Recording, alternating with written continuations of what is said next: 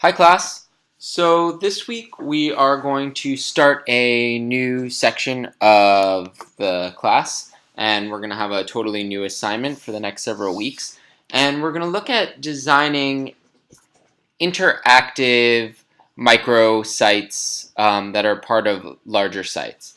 And we're going to look at two different types of interactive sites. One are interactive timelines, and the other are interactive data visualizations.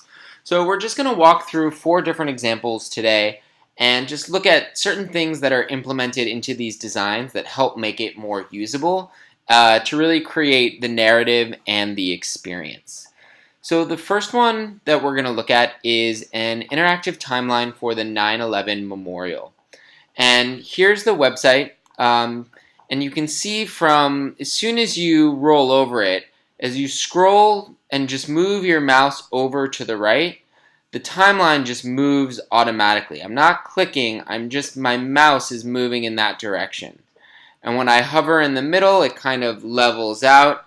And then as I put my mouse to the left, the timeline moves all the way to the left. So just moving the mouse and not clicking is giving me a way to navigate this timeline through its duration. Now I also have the ability, just without clicking anything, up here in the top I have a full screen button, so that's going to take the timeline full screen. I have a little clock icon, and that's going to move it much slower, and this is making it move automatically. This is a little share icon, which is going to give me the ability to share this URL on via email, Facebook, or Twitter. And then over here we can actually scroll much faster through the timeline. If I want to go later in the day, we have this little icon right here at the bottom, those little hatch marks. That's going to be the middle of the day. We have this button over here, which is going to pull us back out. And then up here at the top, we have the ability to switch between the September 11th attack timeline and the Ground Zero recovery timeline. So there are 2 different timelines that we can toggle in between. Now let's actually look at some of the elements on this. First, we have this element of depth, which is a really nice, subtle way of moving through time. It's not flat, and it's giving it a sense of depth and movement. And on each of these, with each date, we have, so this is the Ground Zero, we have the date, and we have a little blurb about what that, as you roll over, the timeline stops moving, and you have a little blurb, and then you can click more, and it's going to take you into that date. And then a slide out is going to come from the side that has the full language for that specific date on the timeline. Then you have a little arrow that we can click back. And we also have a gallery. So we can click on this, and it's going to load the gallery. And they all come full screen.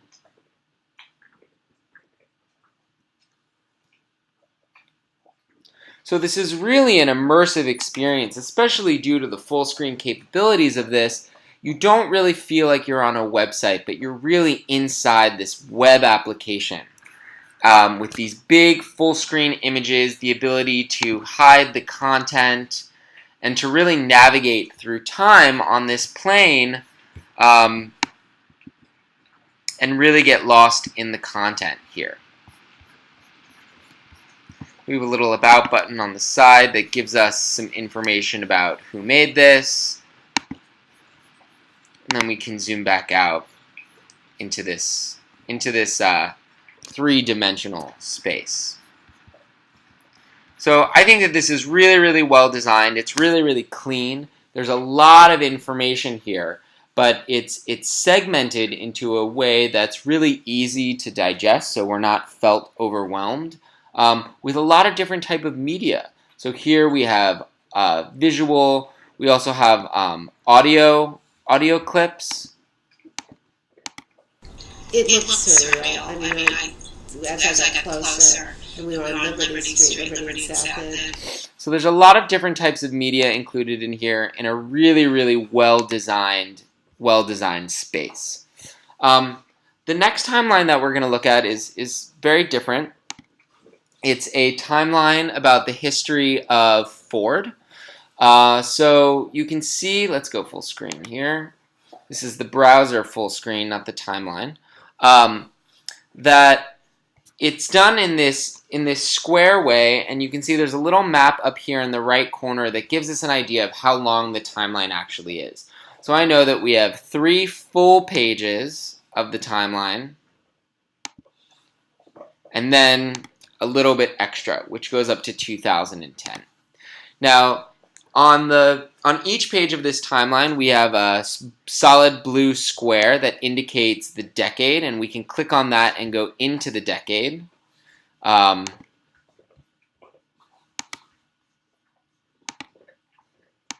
we can also filter it through this drop-down menu, or we can click on 1970 and then get all the posts within that timeline. This is just a way to filter the content.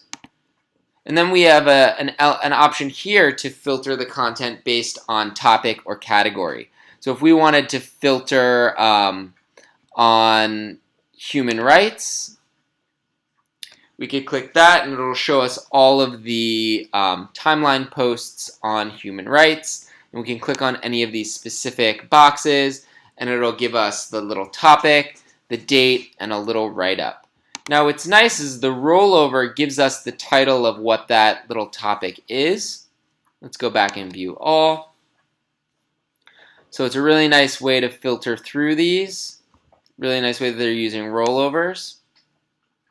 And then we can navigate the timeline here on the bottom by going back 1 or forwards 1. And it's a really simple navigational structure.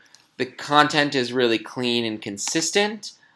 And I think it's just a really nice, simple example that's a little bit more flat, not as dynamic as the 9/11 Memorial timeline, but it still does a really good job of taking a lot of content and putting it in a chronological space that's relatively easy to navigate. I do wish, though, that there was a way to make these images bigger and to make the content a little bit more full.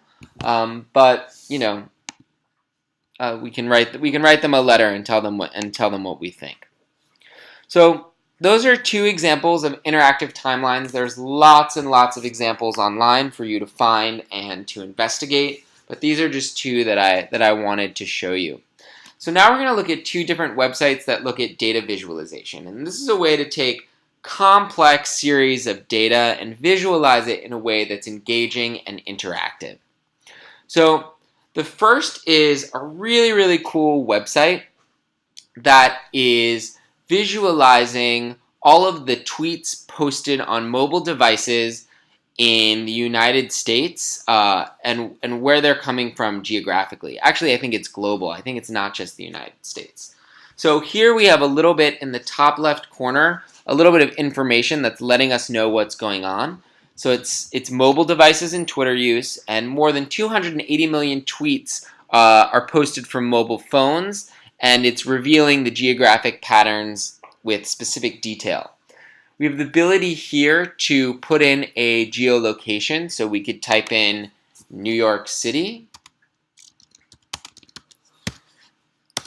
We also have the ability right here, this is going to geolocate us. So here we have New York City, and these are all the tweets that are coming on mobile devices, and there's 4 different colors. The green are Android devices, the red are iPhones, the purple are Blackberries, and the sort of muddyish, brownish purple is other devices. And we can toggle these on and off to see specific devices that are being tweeted, that are actually tweeting. So we can see here, and we can zoom in with the plus and minus.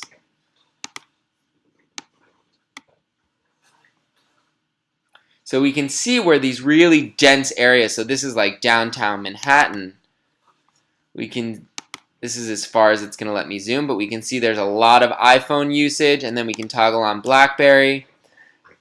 We can turn off iPhone, not a ton of BlackBerry use, and then we can compare iPhone to Android, which is really cool. Let's see how far we can zoom out. It's going to take us to the world. Let's see. Yep. So this is pretty neat. So we can see too, from a global perspective, where these tweets are coming from. So not a lot of iPhone usage in Africa. Not a lot at all. Maybe some BlackBerry stuff.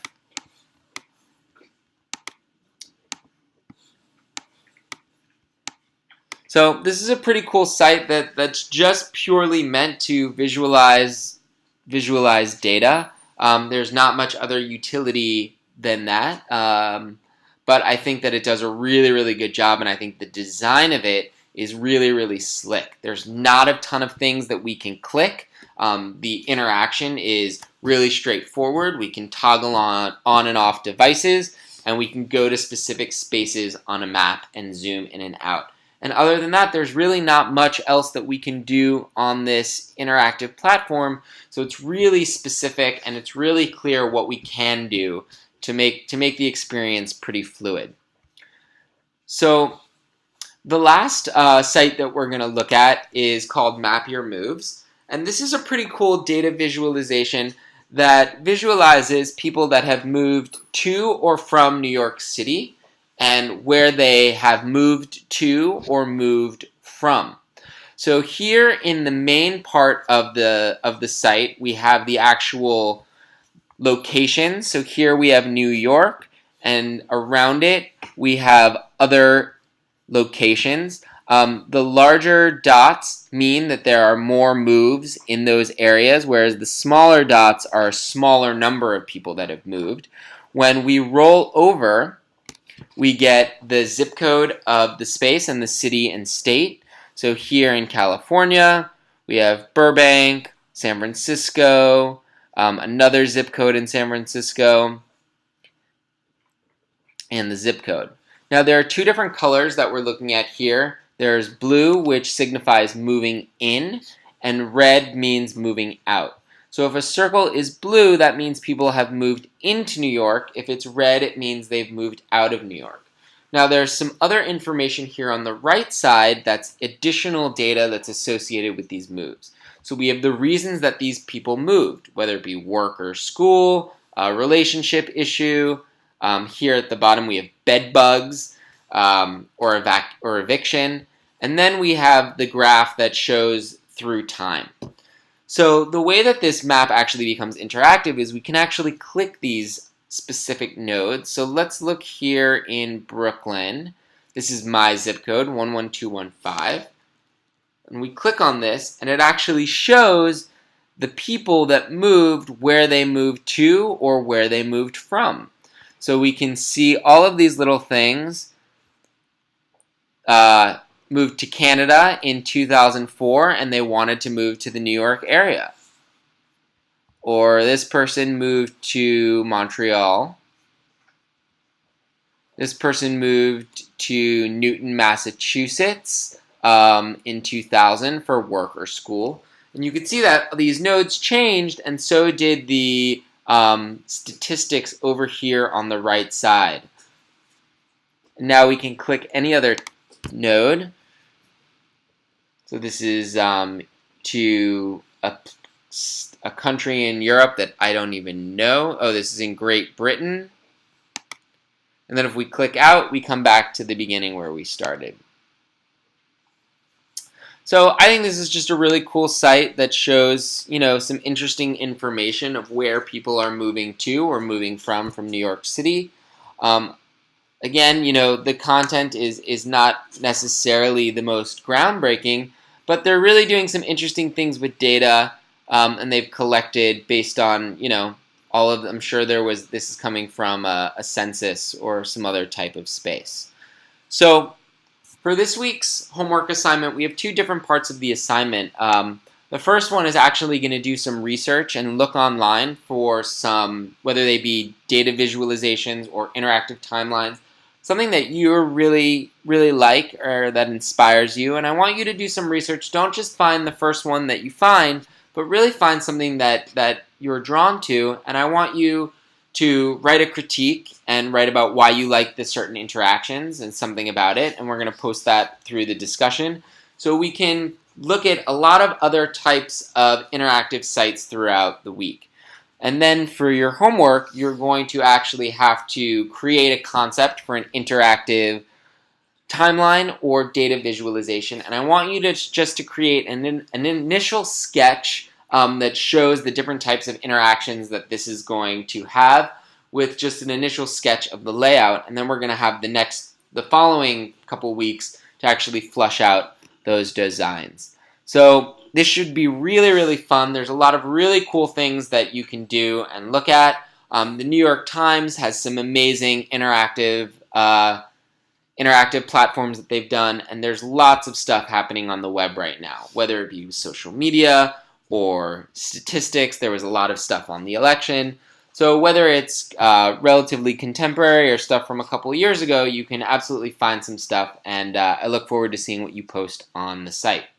So have a great week, and like always, feel free to get in touch if anything comes up. All right.